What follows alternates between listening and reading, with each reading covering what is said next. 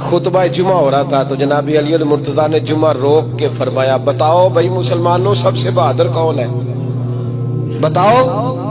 لوگوں نے کہا حضور آپ ہی سب سے بہادر ہے، زمانہ جانتا ہے۔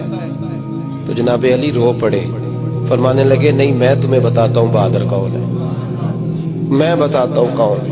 میں جب اللہ مجھے توفیق دیتا ہے نا، میں حرم کعبہ جاتا ہوں تو میں جب خانہ کعبہ کے پاس بیٹھتا ہوں نا تو میں یہ والی حدیث یاد کرتا ہوں، یہ روایت میری آنکھوں کے سامنے آتی ہے، اس کو میں اپنے ذہن میں حاشیہ خیال میں لاتا ہوں۔ جناب علی المرتضیٰ فرمانے لگے میں بتاتا ہوں بہادر کون ہے۔ جناب کون ہے؟ فرمانے لگے ایک دن ایسا بھی آیا کہ مکے کے سارے سردار کٹھے ہو کے محبوب پاک پہ حملہ کرنے لگے، حضور کو گرا لیا نبی پاک۔ میٹھائی کھانا صرف سنت نہیں، پتھر کھانا بھی سنت ہے، صرف حلوہ کھانا سنت نہیں، پتھر کھانا بھی اس سنت کو بھی ادا کرنا۔ کہتے ہیں تھوڑے سے میٹھے چاول بھی کھا لو، کھانے کے ساتھ سنت ہے۔ میں نے کہا بھائی کبھی کبھی پتھر کھانا بھی سنت ہے، اس پر بھی توجہ کریں، اس کا بھی تھوڑا خیال فرمائیں۔ کہتے ہیں حضرت علی کے کفار مکہ نے نبی پاک صلی اللہ علیہ وسلم کو گرا لیا اور معاذ اللہ تشدد کرنے لگے۔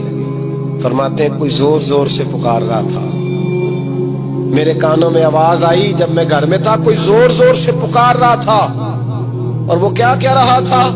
کوئی ابو بکر کو خبر کرو، کوئی صدیق اکبر کو بتاؤ کہ قریش مکہ محبوب علیہ السلام کو تکلیف دے رہے ہیں، بتاؤ۔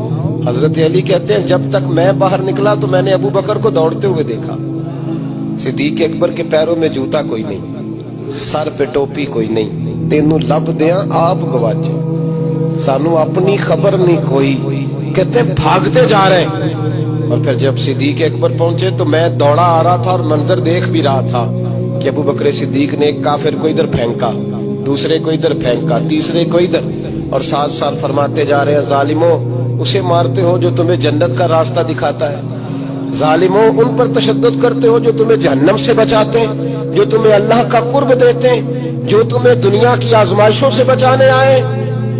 کہتے ہیں جب جناب صدیق اکبر نے دیکھا کہ پیچھے نہیں ہٹ رہے، بڑا مشکل کام نہیں کسی کے حصے کی مار کھانا، دین کا نام لے کے اپنا قد اونچا کرنا بڑا آسان ہے، لیکن 4 اینٹیں اٹھا کے کسی مسجد میں لگانی پڑ جائیں تو لوگوں کی شان میں کمی آتی ہے معاذ اللہ۔ جناب ابو بکر صدیق رضی اللہ تعالیٰ عنہ حضور کے اوپر لیٹ گئے، اور مولا علی فرماتے ہیں نبی پاک کے حصے کی ساری مار ابو بکر صدیق نے کھائی، اور اتنی مار کھائی کہ بے ہوش ہو گئے۔ ان کے قبیلے کے لوگ آئے، اٹھایا، اور قبیلے کے ایک شخص نے کہا قریش مکہ یاد رکھنا اگر ابو بکر کو کچھ ہوا تو تمہیں بدلہ دینا پڑے گا۔ لے گئے۔ ان کی اماں کہتی ہیں ساری رات میں اپنے بیٹے کے زخم دھوتی رہی اور میں روتی رہی، ساری رات میں پٹیاں کرتی رہی اور میں پریشان رہی۔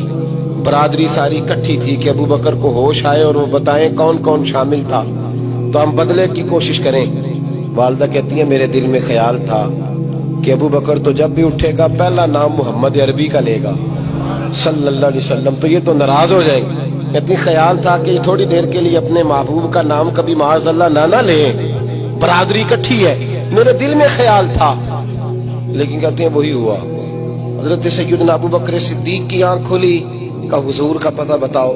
اماں کہتی ہیں میں نے کان میں کہا ابو بکر ذرا ٹھہر جا، برادری ساری کٹھی ہے، تو حضور کا نام لے گا تو چلے جائیں گے۔ تو کہتے ہیں ابو بکر اٹھ کے بیٹھ گئے، کہنے لگے جس نے بیٹھنا ہے بیٹھے، جس نے جانا ہے جائے، مجھے برادری کی ضرورت نہیں، مدینے والے محبوب کی ضرورت ہے۔